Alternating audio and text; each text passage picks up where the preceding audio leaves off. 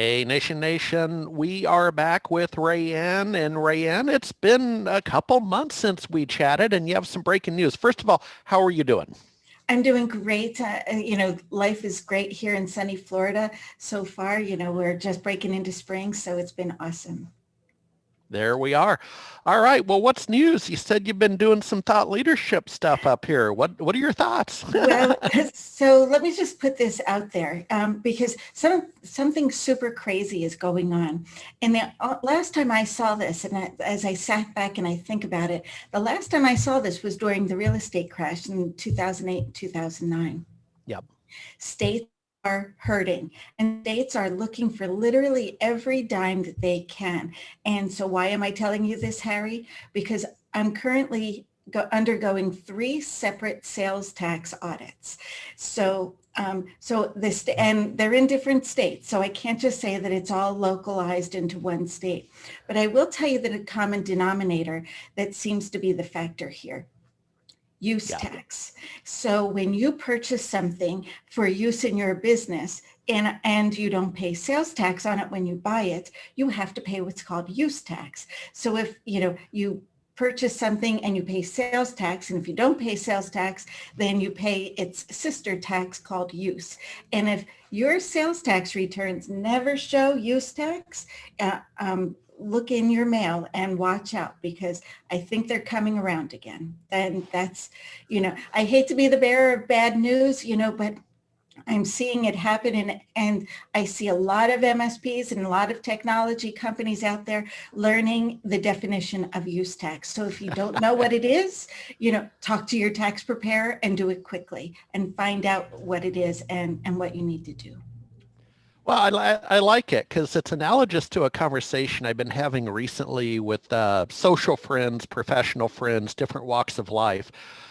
Just had it over a long weekend recently about this the housing market, but stick with me on the analogy, right? And there was a really good movie called The Big Short about the 2007, 2008 housing crisis, right? And there was like this one brainiac who saw it before anybody else, right? He's like, he just, he's doing the econometrics and it just wasn't adding up. The strength in the housing sector, right? It was artificially inflated with loose lending and underwriting and this, that, and the other. And I've had the conversation like, and I don't mean to sound braggadocious, but I, have a little fun with it, but like, am I the only one seeing the coming housing crash? I mean, this is artificial with zero interest rates. And we're in a pretty severe pandemic recession with a relatively high unemployment rate. And then, Rayanne, you follow the financial news, I'm sure, where, 6 million people have now missed their monthly rent. I mean, does nobody see the coming crash? How can these markets be going up 30 and 40%? So I'm taking a short position, but it's analogous to what you're saying that um, these are funky times, and history repeats itself. I'd love to get your thoughts on that. Yeah, yeah, that's, and you're right. The housing market cannot possibly sustain itself. And we've known that. We actually knew it, years ago before this pandemic hit, that we were headed for another bubble. And of course, you saw big cities, in New York and San Francisco, as people, the mass exodus out of these big expensive cities into the more affordable, North Carolina and rural parts of the Yep. country, Yep. but, even they are struggling to maintain, affordable housing at this point. So you're right. At some point in I would say in the next year or two, things are going to start, the dust is going to settle, and we're due for a correction. There's no doubt about it. There's Yeah. none.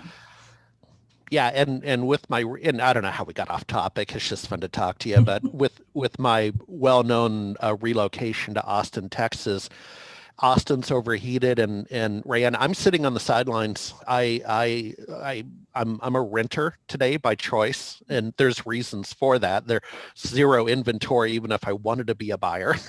Right. Um, But from a portfolio point of view, I want to sit on the sidelines. And, I think the listeners to this podcast come out of the few minutes we spent together here, hopefully wiser, specific to the first topic about use tax and MSPs. I mean, that's why we're here. But folks, Rayanne and I and others, we like to get you outside of your bubble, right? I want you to think about the macro economy. Right. And what's going to happen in the big picture, because if one starts to topple, other things are going to start to come down with it. It's just a domino effect. So yeah, I totally get it. And and I was a renter for a long, long time, like right after the housing crash. I thought, man, I don't want to own any real estate right now. I didn't want to be responsible for buying, a foreclosed piece of property, and having to fix it up, and who knew what was going to happen. So, kudos to you. I actually wrote a paper, why it was better to rent than own. And I turned it into my professor. I was back in school, turned it in. She was like, I really wanted to argue this, but you really put up a good argument.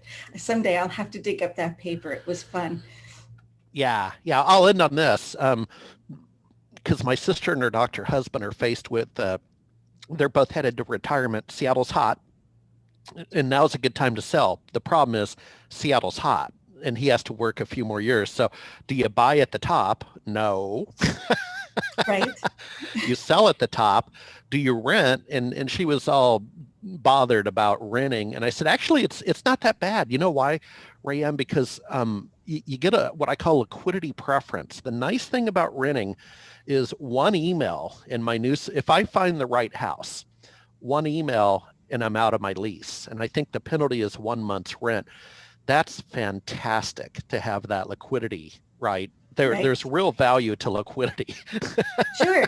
And also you don't have to deal with the repairs. Hey, something's broken, Mr. Landlord, I need this fixed, or, I've got a leak, I need this fixed, Yeah. All of a sudden, you are devoid of household responsibilities, in maintaining the property that is officially somebody else's problem. Well, I'm a pretty irresponsible person off hours, so that sounds good to me. Hey, I got to run. So nice to see you, and we'll catch you on the flip side. Okay. All right. See you, Harry. Bye. Yep.